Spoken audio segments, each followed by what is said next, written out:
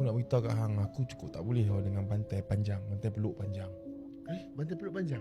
Yalah, bila hang tidur ada bantai peluk, bantai panjang kan. Peluk seronok kan, jadi sedap lah tidur kan. Hang peluk ke kaki apa semua naik ke tu. Dalam mimpi tu hang jadi sedap peluk bantai tu? Dalam mimpi tu hang boleh seronok peluk bantai tu, siap hang cium bantai. Mimpi kan? Mimpi. Tapi mimpi tu hang cium macam tu? Cium bantai tu hang memang selesa macam, ya Allah seronoknya dapat bantai ni, boleh tidur dengan aku. Mata tu pejam macam ni kan. Duk cium semua. Ya Wan, seronok peluk bantai. Ui, sampai macam tu cium bantai. Dulu lama sikit. Terbuka mata Wan, sebab bantai tu aku rasa macam pergerakan ada kat bantai tu.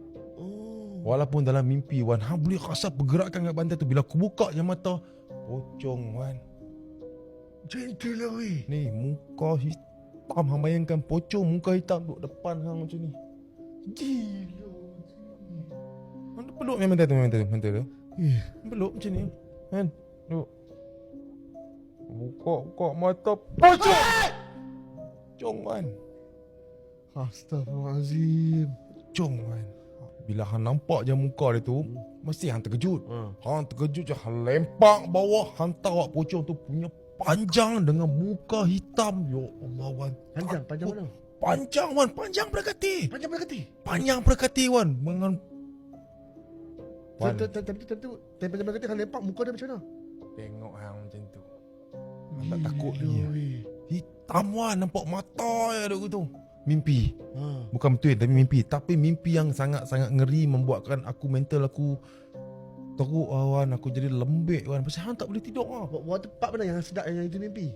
Alah, bila hang lempak kan, Ha. hang nampak tu, hang terkejut. Masa aku nak menjerit, aku terjaga. Ni berpeluh nama hang ni, berpeluh aku ni. Peluh satu badan ni. Hang jadi penat Wan. Hari kedua pun aku kena lagi mimpi tu.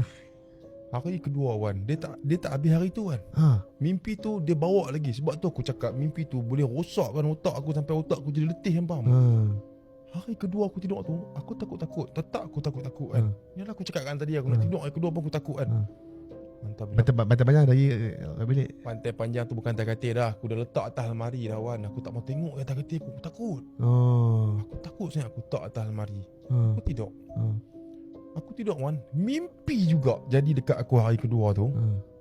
Mimpi tapi tak sama macam tadi. Aku tersedar bantai tu jatuh. Aku buka mata. Aku tengok bantai tu. Awak bantai tu dia kecil. Jadi kecil Wan.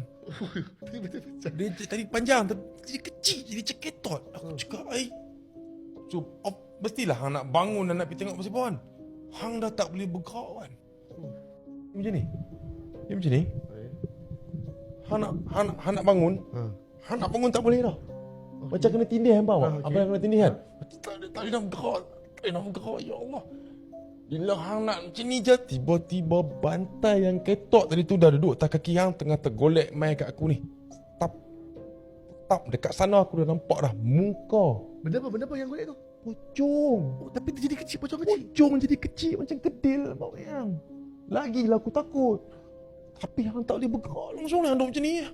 Allahu Akbar, macam-macam ni. Dia tergolek tap